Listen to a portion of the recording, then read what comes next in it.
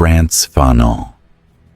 To understand everyone else, you start here. Born in 1925 in Martinique, a French colony presented as proof of successful assimilation, Fanon grew up in a world where black people were taught to see themselves as inferior.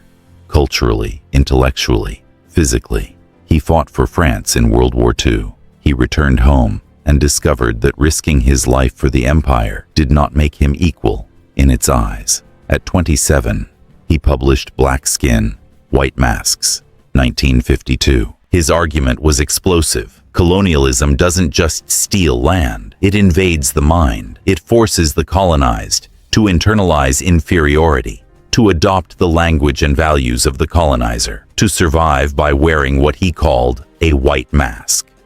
Then he moved to Algeria during its war for independence. As a psychiatrist, he treated tortured Algerian rebels and the French soldiers who tortured them. His conclusion: the system itself was the illness. He joined the Algerian liberation struggle. While dying of leukemia, he wrote The Wretched of the Earth, 1961. France banned it immediately. In it, he argued that colonialism is organized violence, and that liberation must dismantle both physical domination and psychological captivity. Fanon died at 36. His work became foundational for liberation movements across Africa, the Caribbean, the United States, and beyond. The Black Panthers, anti-apartheid activists, and countless others drew from his analysis. Each generation, he wrote, must discover its mission. Malcolm X. If Fanon diagnosed the disease, Malcolm X described it in public, without apology. Born Malcolm Little in 1925, he lost his father to racist violence and his mother to institutionalization. A gifted student, he was told becoming a lawyer was unrealistic. He dropped out, fell into crime, and was imprisoned at 21. Prison transformed him. He educated himself and joined the Nation of Islam. When he emerged, he became one of the most electrifying speakers of the 20th century. His most radical move was reframing the struggle from civil rights to human rights. Civil rights are granted by governments. Human rights are inherent. If a government fails to protect you, he argued, you have the right to defend yourself by any means necessary. The FBI surveilled him constantly. After breaking from the Nation of Islam in 1964, he traveled internationally and began building global alliances. He was evolving toward a broader human rights framework. On February 21, 1965, he was assassinated in Harlem at age 39. His autobiography remains one of the most influential political texts ever written. His warnings about structural hypocrisy and performative allyship still resonate decades later. Angela Davis. In 1969, California Governor Ronald Reagan pressured UCLA to fire a young philosophy professor for being a Communist Party member. Her name was Angela Davis. In 1970, she was placed on the FBI's 10 Most Wanted list after firearms she had legally purchased were used in a courtroom escape attempt. She was not present. She did not fire a weapon, but she became the face of a national manhunt, a global Free Angela movement spread across dozens of countries. She was arrested, tried, and acquitted in 1972. Her philosophical contribution connects race, gender, and capitalism as interlocking systems. She developed one of the clearest critiques of what she called the prison industrial complex, arguing that mass incarceration functions as an economic and racial control system rather than simply a public safety mechanism. Her abolition feminism insists that racism, patriarchy, and capitalism cannot be dismantled separately. She is still writing, teaching, and speaking in 2026. Assata Shakur. Born Joanne Chesimard in 1947, Assata Shakur was a member of the Black Liberation Army. In 1973, after a traffic stop in New Jersey, a confrontation left a state trooper and a fellow passenger dead. She was convicted of murder, despite controversy surrounding the evidence and medical testimony about her injuries. In 1979, she escaped prison. She eventually received political asylum in Cuba. In 2013, she became the first woman placed on the FBI's most wanted terrorists list. Decades after her escape, her autobiography opens with the line, "I am a 20th century escaped slave." It has become one of the most cited texts in contemporary radical thought. She remains in Cuba. Hubert Harrison, born in 1883 in the Danish West Indies, now the U.S. Virgin Islands. Harrison immigrated to New York and became a leading voice in early 20th century Black radicalism.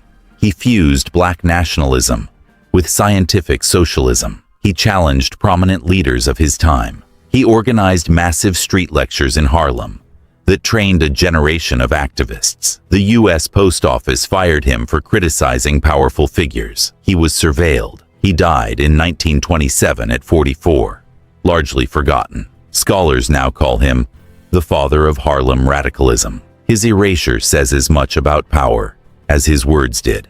Thomas Sankara.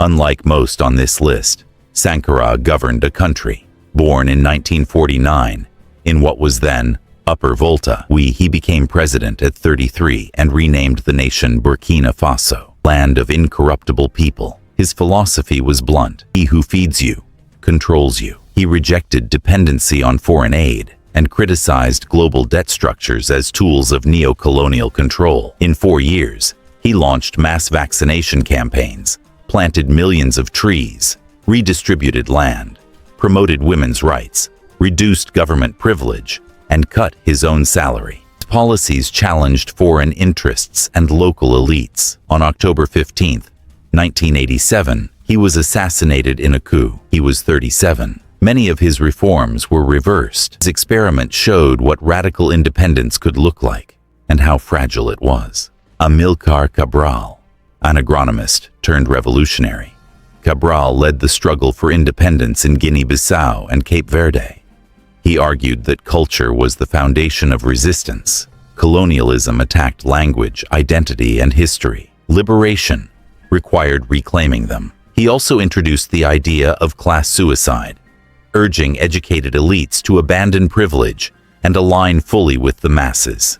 He was assassinated in 1973, months before independence was declared. His writings remain central to liberation theory worldwide. Steve Biko, born in apartheid South Africa, Biko founded the Black consciousness movement. His core idea, the most powerful weapon in the hands of the oppressor, is the mind of the oppressed. One before political liberation, he argued, there must be psychological liberation. Black people had to reject internalized inferiority and define themselves on their own terms. The apartheid government banned him from public speaking and severely restricted his movements. In 1977, he died from brain injuries after police brutality while in detention. His death intensified global opposition to apartheid.